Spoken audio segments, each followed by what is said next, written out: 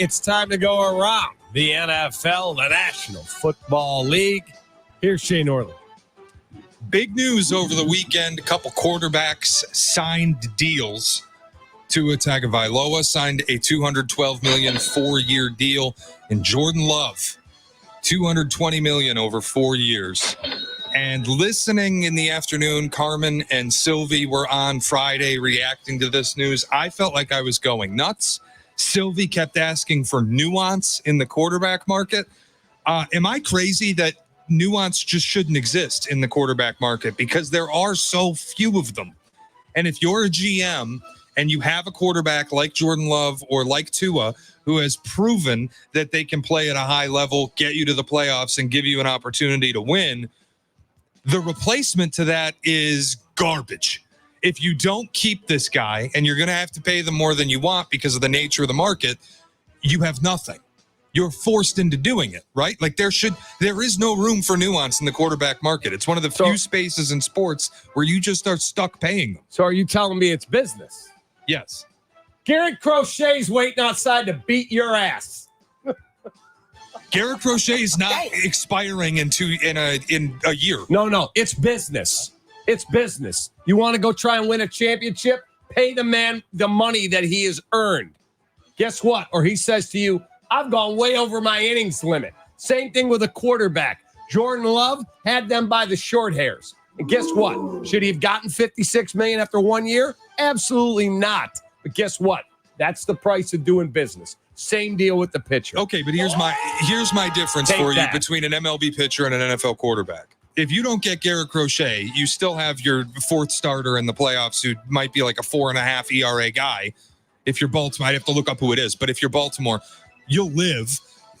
Getting Garrett Crochet and not getting Garrett Crochet will not be the difference in you winning a World Series.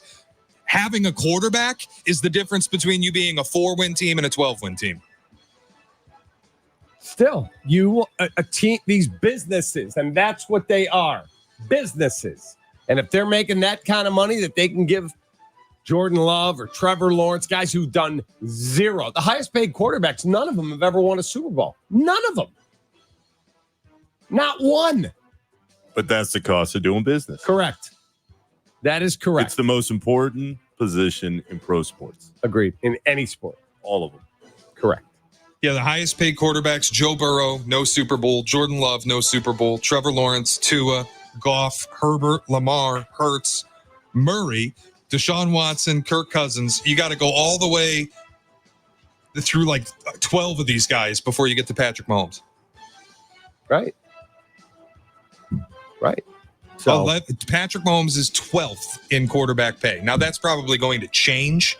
I imagine a restructure is going to make his annual worth a little higher. Yeah. But also, does it bother anybody, the reporting on Jordan Love's now the league's highest paid quarterback? Well, he's not. The total contract value is less than a lot of these, certainly less than Mahomes. He has the most contract value. His average new money per year that they write this out as is $55 million, but in reality, he's got $150 million guaranteed and 75 of it paid as a signing bonus. So his actual annual average earnings is going to be $36 million, short of Deshaun Watson. The way this whole thing gets reported is funny to me, and it feels like it's not a conspiracy, but definitely a way to make people forget that Deshaun Watson got paid what he got paid and try to eliminate the fully guaranteed deal. Shay, welcome to the world of pro sports reporting. These agents, man. That I know that you are very well versed in, but it's all about the agents and the spin game. I think it is a terrific point, though, to remind everybody just how atrocious that Deshaun Watson deal is. But it ties into what we're all saying, which is the market for quarterbacks in the NFL is unlike anything we've ever seen in pro sports.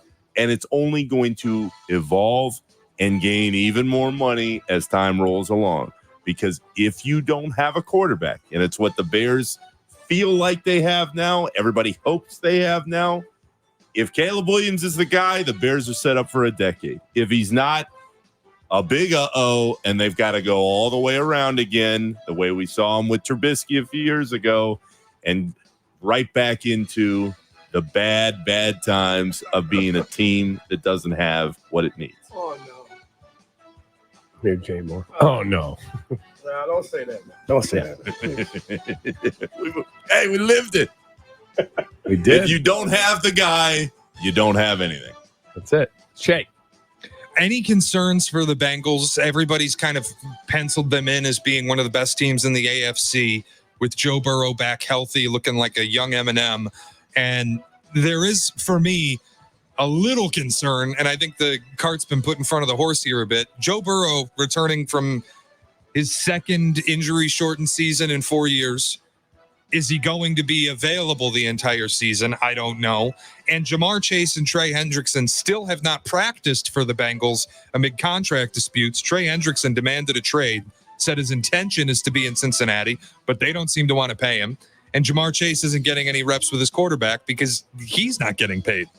Is this really going to be the smooth sailing Burrow's healthy so they're back deal, or are you a little worried, Cappy? I think it's absolutely an issue. It's so nice that there's none of this drama with the Bears. No drama. Everybody's in camp. Everybody's jacked up. Let's go. Yeah, but you better enjoy the moment right now because it'll never be like this again. Right. Keenan Allen's in the final year of his deal. You go out and let's assume, get wildly optimistic. Bears win 12 games. They make a run to the Super Bowl, and maybe they don't win it. But you're like, all right, here we go. I want to get paid. Well, I don't have that room on my cap. Bears have traded so-and-so, and they've released this one. What? Yeah. That's what I think everybody needs to enjoy the moment for what it is right now, because it'll never be this optimistic and the waters will never be this calm again with all the characters in play. Shay, to your point about the Bengals, hell yeah, you should be worried. If you can't get everybody in camp and you can't find a rhythm, especially to start the season, that is a concern. But, and this is where there's a big difference where the Bengals are and where the Bears hope to be, the Bengals know they have the guy in Burrow. He's shown it. He's gotten them to a Super Bowl. He's gotten them within a couple minutes of winning it. They just don't have the rhythm before camp that the Bears have at the moment. But how far is that going to take them right now? Yeah, a great question. Shay. Yeah, the Cowboys, I want to cap your Cowboys, in fact, also having some issues. Obviously, CeeDee Lamb holding out, but they really badly screwed up the Dak Prescott thing. They should have paid all these guys years previously. They should have had CeeDee locked up. They should have had Dak locked up. They should have had Micah Parsons locked up. And instead, they've waited out the clock on all of them. Now you have CeeDee holding out of camp. Micah Parsons gets his deal.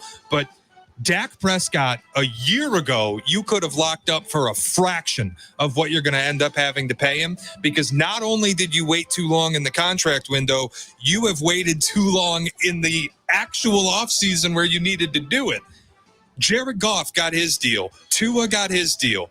Jordan Love gets his. Trevor Lawrence gets his. You're the last guy to sign, and you have the most accomplished quarterback of the bunch. You're screwed. Any agent worth their salt should sit down across from Jerry Jones and demand a $60 million a year payday. And it is totally Jerry's fault. 100% Jerry's fault. There's no question. And the amazing thing is, like, if Caleb is that dude, like 3 years from now, they're going to be coming to him going, you want to extend? Yeah, I need $80 million a year. Yeah, like, give me some more money. Like, insane. It's coming. But he'd be worth it at that point. No question. If he's that good, 100% agree. But Shay, why is it that the Cowboys always screw up like this? Every time they have good players and they just want to wait the clock out and get the contracts done at midnight instead of figuring out your problems at 10 p.m. The anxiety goes up the later you don't address your issues. They are homework procrastinators. Yeah, dude, it's crazy. They're the highest power. It is insane. And for a guy like Jerry to be like, I'm an owner, I'm a GM, I'm a president, I'm all of these things. Well, then guess what? It's your fault when you don't get these things done. And now Dak's got your entire organization over a barrel. If ever there was a team that didn't have a cash flow problem, though, it's the Dallas Cowboys. I'm saying they're going to be just fine no matter what. It makes no sense. As much money as they make, that they will not pay these guys when they should. They'll just print some more in the back. And they've completely screwed this up with Dak. If you pay him a year ago, you're paying him what? $48 million a year, and you're good. Now you're going to pay him 60. Put yourself in cap hell, and it's all your fault. Not good. All right, we have got our French baseball correspondent, Jesse Roger, joins us next. Why is he French? I don't know. See, he's in Paris for the Olympics. Ask his parents. We will get into what's going on with the Cubs and White Sox and the other big deals around baseball